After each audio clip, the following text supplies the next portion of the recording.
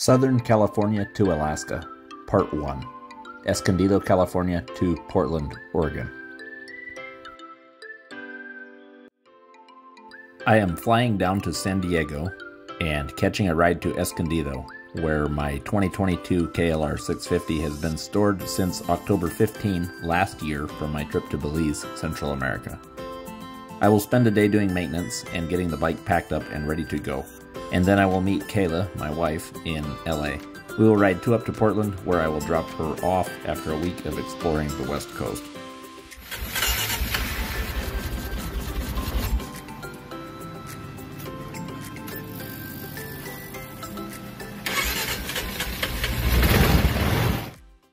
After installing a new battery, my bike started up with little grumbling. I then packed up the storage unit and went over to my friend, ADV Moto Expeditions on Instagram's shop. There, I picked up my new seat concept seat and replacement fairing and made a couple of repairs on my bike. The following evening, I rolled into LAX and picked up Kayla. Off we go on our adventure.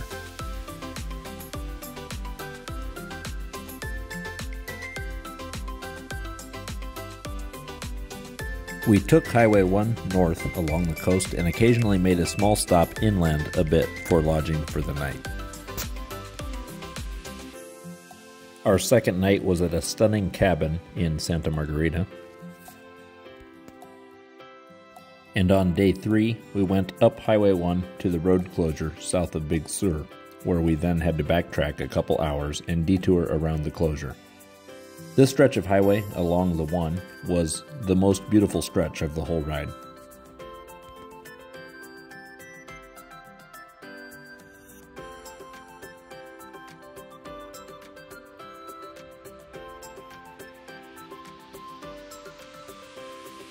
Never having visited the Pacific coast before, we were both surprised how chilly it was along the water for much of the time. Even so, we caught some amazing sunshine for parts of the ride, and even enjoyed the cold, foggy, and rainy parts.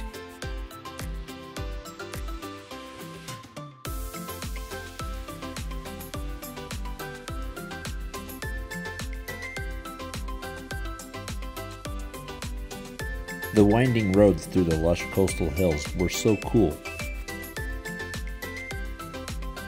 This is definitely an area you need to add to your bucket list of travel locations. The rugged hills, rough, rocky beaches, and sometimes rolling pasture lands were all amazing.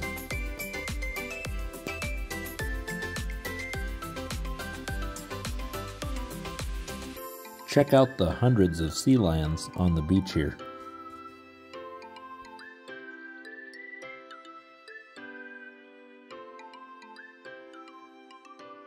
I was unsure how comfortable a 2-up trip on the KLR was going to be, but we took breaks, stopped for lots of photos, and found that it wasn't actually half bad.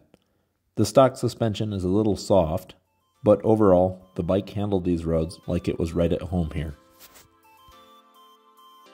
Actually, in the hills and tight winding curves, it felt like it was nearly perfectly suited for this terrain.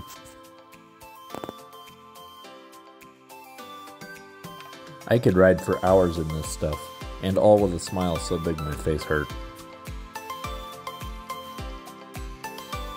Kayla captured much of our moving video from the back of the bike. It added a cooler perspective to the video than most of my self-captured shots.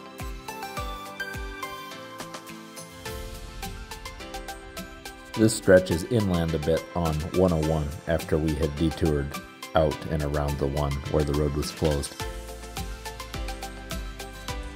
Our third night on the road was a campsite in the woods in Los Gatos. Here, we started getting into the redwood trees. Wow, they are huge.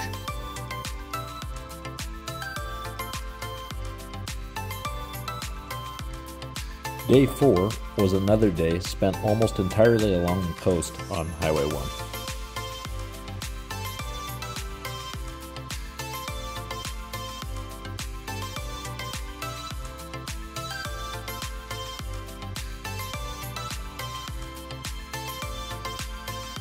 Today was a little chilly, and it was cloudy along the water for most of the day.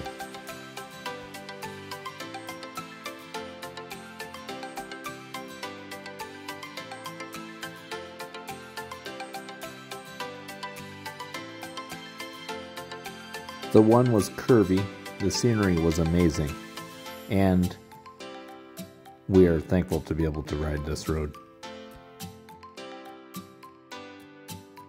When we started this trip, I had imagined sunny, warm, sandy beaches for at least half of the California coast, but I wasn't really disappointed with this. The chilly temperatures, moody fog, little bits of sunshine here and there, and loads of wind, and bits of rain were all awesome.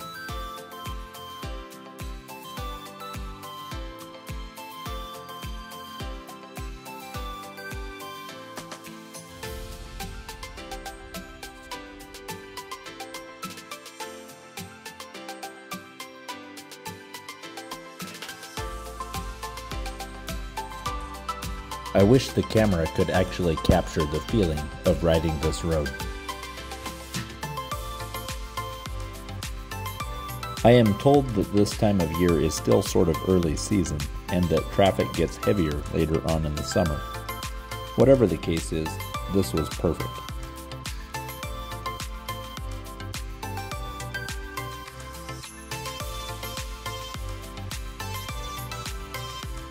We rode along, enjoying the road and the scenery while chatting on our Cardo Systems Pack Talk headsets. This is a far more fun way for two people to travel than being stuck inside a car.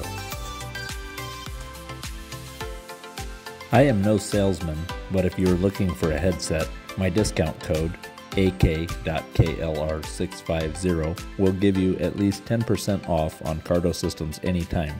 See description for a link.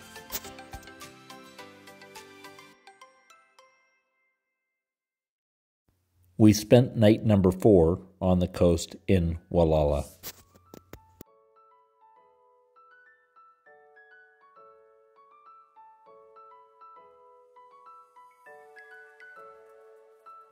Day 5 started with cool temperatures and clouds and fog.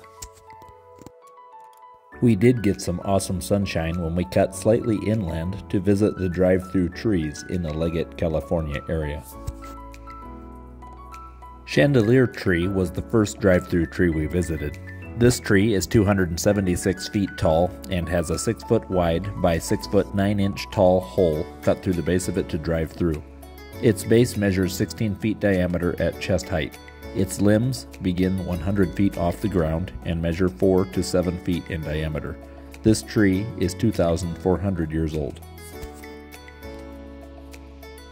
Although not on video here, we spent night number 5 at a campsite in Ferndale and continued up the coast on day 6. As we got into Oregon, more and more of the beaches had sand on them. The weather on the days we were here were still comparable to the California coast. However, the sandy beaches were a welcome sight to see. We spent night number 6 at a cool little hotel in Bandon, Oregon. I would definitely recommend a stop at Bandon Coffee if you're passing through this area. We spent a while on morning number 7 on the beach near the Bandon Lighthouse. Temperatures were quite cool and it was very windy, but still beautiful. I was thankful for my jacket.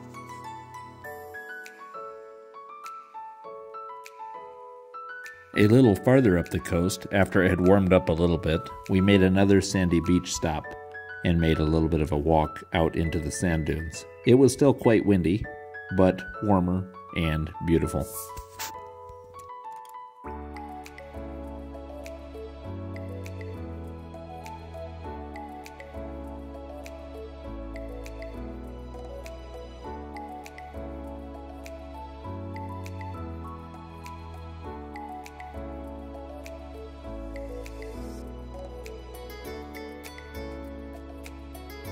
The Devil's Churn area was quite impressive.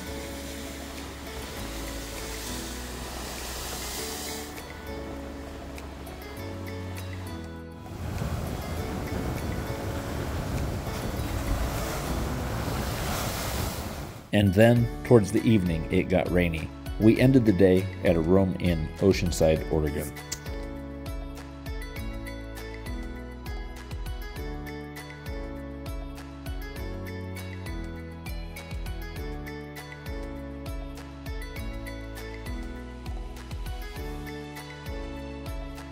On day 8, we packed up and rode to Portland. I picked up a new set of tires that I had shipped to my friends at SW-MOTECH USA and shuffled our gear around. In the evening, I dropped Kayla off at the airport to fly home. Tomorrow, I will continue my ride solo. Thank you, Kayla, for helping make this one of the coolest trips ever. We chose to go and live life together. This was a good trip.